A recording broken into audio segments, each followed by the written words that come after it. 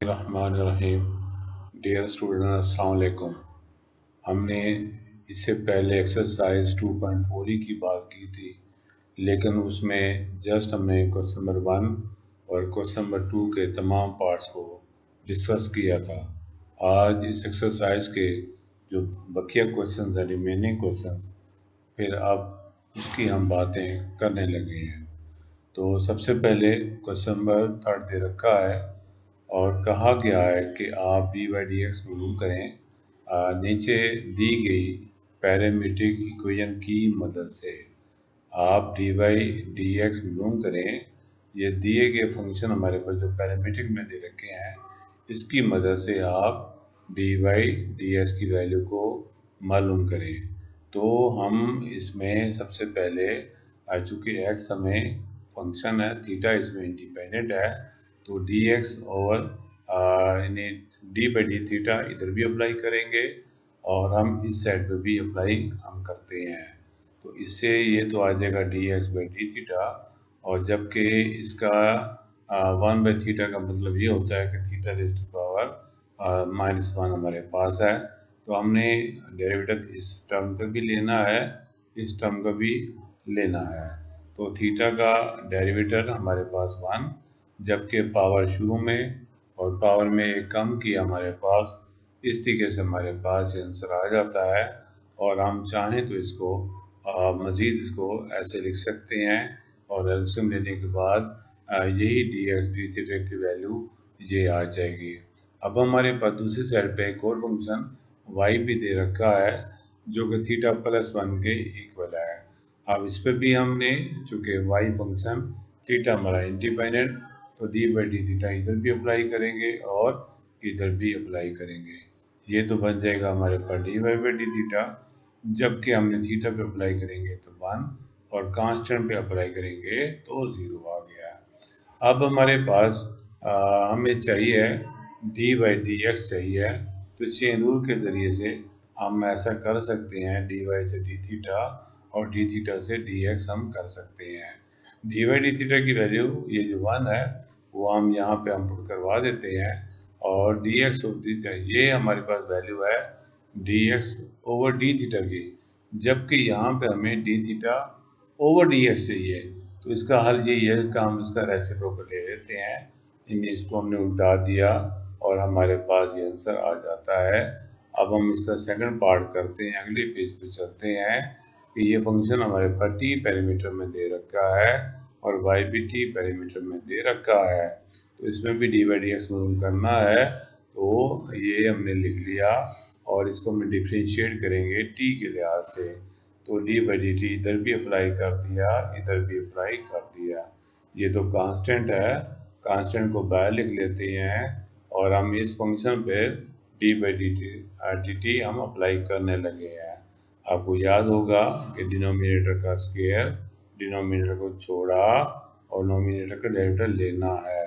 यहाँ पर sign negative आएगा, नोमिनेटर को छोड़ेंगे और डिनोमिनेटर का डेरिवेटिव हम लेंगे। तो आपके पास 1 ये चूँकि कांस्टेंट है, इसका डेरिवेटिव 0 और नेगेटिव टी स्क्वायर का डेरिवेटिव आ जाएगा -2t बन जाएगा। ऐसे ही इसको वैसे लिख दिया और 1 का चूँकि कांस्टेंट है, इसका डेरिवेटिव 0 और टी स्क्वायर का डेरिवेटिव 2t हो जाएगा। इसको सिंप्लीफाई करने से -2t को 1 से और इससे मल्टीप्लाई कर देते हैं, और इसी तरीके से 0 + 2t का मतलब है जस्ट 2t है, इसको हमने सिंप्लीफाई किया तो ये आंसर आ जाता है। अब ये वाली टर्म और ये वाली टर्म आपस में कैंसिल हो जाएंगी और यहाँ से हमारे पास अब -4t बन जाएगा। ये कांस्टेंट हमने पहले से बाहर लिखा हुआ है। अब हमने y भी फंक्शन लिखा हुआ है, आप देखिएगा इस पेज पे शुरू में, तो इसका भी हमने डेरिवेटिव लेना है। कांस्टेंट हमने शुरू में लिख दिया और डिनोमिनेटर का स्क्वायर कर दिया और यहाँ पे डिनोमिनेटर वैसे लिख दिया, तो 2t का डेरिवेटिव डायरेक्ट हमने कर लिया है जो कि 2 आता है। इसी के से 2t लिख लेंगे। b तो चूँकि हमने इसमें दो स्टेप इकट्ठे कर रहे हैं हम, कैसे कि b कॉमन भी ले लिया और हमने इस पर 2t/1+t² का डेरिवेटिव भी ले लिया, तो 2t छोड़ दिया, नीचे वाले का डेरिवेटिव हमारे पास 2t ही आता है। अब हम 2 को 1 से, 2 को t² से और इसको इससे मल्टीप्लाई करने से, मज़ीद इन दोनों टर्म को हल करने से और 2 कॉमन ले लेते हैं तो हमारे पास ये टर्म आ जाएगी। ये हमारे पास dy/dt की वैल्यू आई है, हमें चाहिए था dy/dx चाहिए है। चेन रूल के ज़रिए से ऐसे लिख सकते हैं, ये जो dy/dt की वैल्यू मालूम की है, आप पे देखिएगा ये वैल्यू जो आई है इसको हम वहाँ पे पुट कराने लगे हैं, 2b इंटू 1 - t²/1+t² का स्क्वायर, और यहाँ पर इसकी वैल्यू को हमने उल्टा के लिखना होता है, जो कि चेन रूल के तहत यहाँ पर dt/dx आता है, जो लेकिन हमारे पास आंसर हमारा dx और dt का है। हमने इसका रेसिप्रोकल ले लेते हैं। अब ये आपके सामने क्लियर है कि ये दोनों टर्म कैंसिल हो जाएंगी, ये 2 से, ये 4 से कैंसिल होने से हमारे पास अगले स्टेप में आइए हमारे पास ये आ जाएगा, यही हमारे पास आंसर आ जाता है। अब हम क्वेश्चन नंबर 4 करते हैं। तो हमें कहा गया ये फंक्शन पैरामीटर में दे रखा है, तो इसको आपने प्रूव करके देना है इसके इक्वल है। तो इसके लिए हम इस जैसे ये वाला पार्ट किया है वैसे भी कर सकते हैं, या यहाँ पे जैसे ड्रेड किया गया है हम ऐसे भी कर सकते हैं। कैसे, आप देखिएगा, इस इक्वेशन का दोनों साइडों का स्क्वायर कर लिया और इस इक्वेशन का भी दोनों साइडों का स्क्वायर कर लिया और दोनों साइडों को हमने लेफ्ट हैंड साइड को आपस में ऐड कर लिया और राइट हैंड साइड को आपस में हमने ऐड कर लिया। इसके बाद फिर हम क्या करेंगे, इसके बाद जो है हम इसका एलसीएम ले लेते हैं और इसका स्क्वायर अलग ले लिया, नीचे टर्म का अलग ले लिया और इसका स्क्वायर करने से जस्ट 40² आ गया। अब हमने इसका एलसीएम ले लिया और अब इसको ऊपर वाली टर्म को हल करके देखते हैं कैसे। इसका लिया, स्क्वायर एक्सपेंड किया तो ये वाली टर्म और ये वाली टर्म आपस में सिम्प्लीफाई होने से ये टर्म आती है और इसको हम शॉर्ट फॉर्म में स्क्वायर में भी लिख सकते हैं। नीचे ऑलरेडी वही रकम है, अगर ऊपर रकमें नीचे रकमें सेम हो तो कैंसिल होने के बाद 1 आता है, तो इसलिए हमारे पास आ जाएगा x² + y² = 1। अब हमने इस पर डेरिवेटिव अप्लाई करते हैं विद रिस्पेक्ट टू x² का 2x, y² का 2y, dy/dx, जबकि कांस्टेंट का 0 हो जाता है। 2 से डिवाइड कर लेते हैं तो ये हमारा प्रूफ हो जाता है। चाहें तो आप इसको क्वेश्चन नंबर 2 का जो क्वेश्चन नंबर 3 का आपके पास जो मैंने पार्ट लास्ट किया है, यानी ये वाला पार्ट इस तरीके से कर लें जैसे मैंने पहले भी बोला है, या आप जो है इस तरीके से कर लें, पहले हमने स्क्वायर करके ऐड किया, सिंप्लीफाई किया और फिर आसानी के साथ इसका हमने डेरिवेटिव ले लिया। तो आप दोनों तरीकों से कर सकते हैं। आखिरी क्वेश्चन है इस एक्सरसाइज का कि हमें ये फंक्शन दे रखा है, इसके लिहाज से डेरिवेटिव लेना। अगर इसको हम y का नाम लेते हैं, इसका नाम u ले लें, t ले लें, कुछ भी ले लें, यानी हमने इसका डेरिवेटिव इसके लिहाज से लेना था, नाम चेंज कर दिया, तो अब इसका मतलब ये हुआ कि y का डेरिवेटिव अब हमने u के लिहाज से लेना है। हमें कहा गया इसका डेरिवेटिव इसके लिहाज से लें, तो चूंकि इसको y कहा, इसको u कहा, इसका मतलब है हमने dy/du हमने मालूम करके देना है। अब हम इसको y हमने चूंकि कहा है, इसका डेरिवेटिव x के लिहाज से ले लेते हैं, तो डेरिवेटिव लेने का तरीका आपको आता होगा। पावर शुरू में पावर पे कम कर दी और फिर चूंकि पावर नेगेटिव में है, अब उसका हम एलसीएम ले सकते हैं। ये dy/dx की वैल्यू आ गई है जी, इसमें से 2 कॉमन भी हमने ले लिया। तो अब हमने अगर du/dx में करना है तो हमने इस पर डेरिवेटिव इधर भी अप्लाई किया, इधर भी, ये तो बन गया 4s³ बन गया। अब हम चेन रूल में हम पुट कराने लगे हैं कि dy/du y का डेरिवेटिव u के लिहाज से लेना था, तो हमने चेन रूल के जरिए से ऐसे लिख सकते हैं। यहाँ से हमने dy/dx की वैल्यू को हमने पुट करवा दिया, ये आपके सामने है। और इस वैल्यू को यहाँ जो मालूम की है उसको हमने उठा के लिख देते हैं, और फिर 2 इससे 4 से कैंसिल होने के बाद, और ये भी डिनोमिनेटर में है, ये भी डिनोमिनेटर में है, लिहाजा ये हमारे पास आंसर आ जाता है। अब नेक्स्ट पार्ट करते हैं। इसका डेटा लेना था इसके लिहाज से, तो आप जानते हो अगर इसके लिहाज से डेटा लेते हैं तो पावर शुरू में पावर में कम किया, अब हमने बगैर पावर भी डेटा लेना है। कांस्टेंट का था 0, जबकि एक्स का डेटा 2x आता है, और सवाल दे रखा था इसका डेटा इसके लिहाज से लें। अगर इसका नाम हमने y रखा, इसका नाम अगर हमने u रखा, तो समझो y का डेटा हमने u के लिहाज से लेना है, यानी हमने dy du मालूम करना है। उसके लिए सबसे पहले dy dx मालूम कर लिया, अब हम du dx भी मालूम करने लगे हैं। x के डेटा 2x होता है, चेन रूल में पुट कराने लगे हैं। dy du को हम ऐसे लिख सकते हैं dy by dx और dx by du। यहाँ इसकी वैल्यू को हमने पुट करवा दिया, आप देख सकते हैं ये वैल्यू dy by dx की है, या पुट करा दी।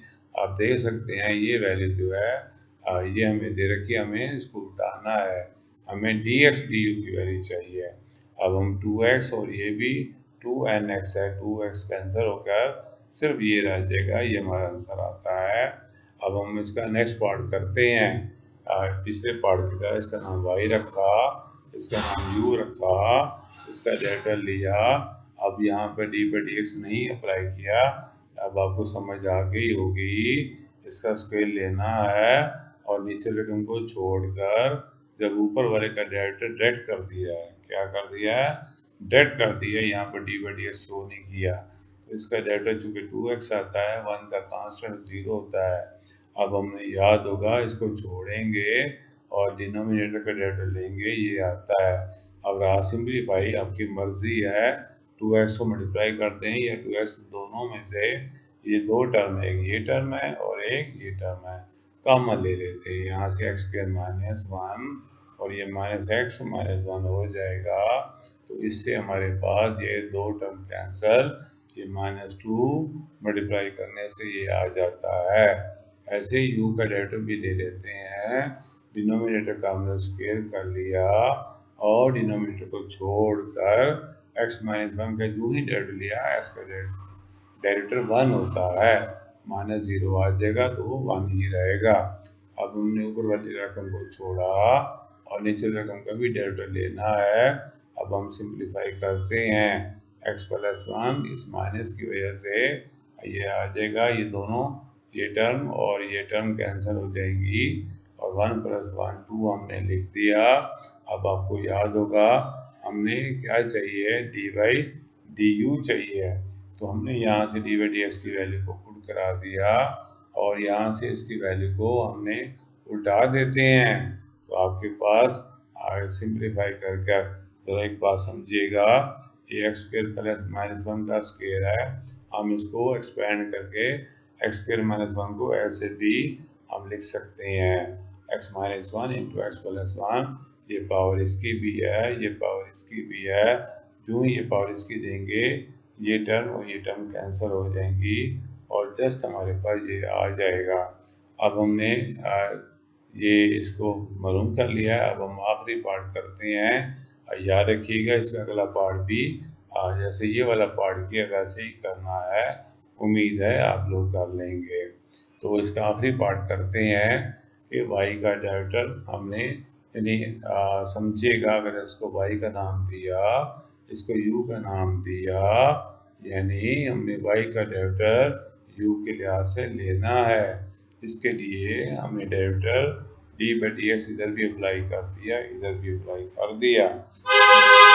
जो इस पे अप्लाई करेंगे इसका तो स्केल बन जाएगा, इसको छोड़ देंगे और एक्स के डेरिवेटिव 2x होता है, बीच में माइनस एक्स के प्लस 1 को छोड़ा और इसका हमने डेरिवेटिव ले लिया।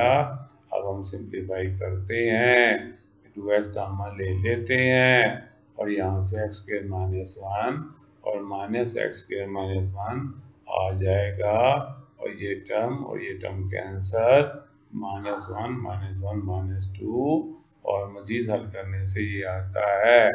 दूसरी तरफ हमने फंक्शन को u का नाम दिया था, x3 को u का नाम दिया था, इस पर भी हमने x के लिहाज से डेरिवेटिव ले लेते हैं तो 3x² आता है।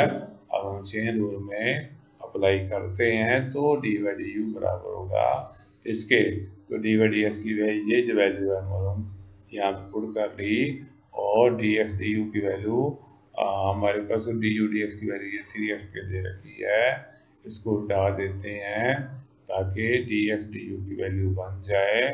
अब हम इस x को इससे कैंसिल कर दिया, और जो बाकी रकमें बची वो हमने लिख दिया है। इंशाल्लाह कल हम नेक्स्ट बात करेंगे। Thanks so much.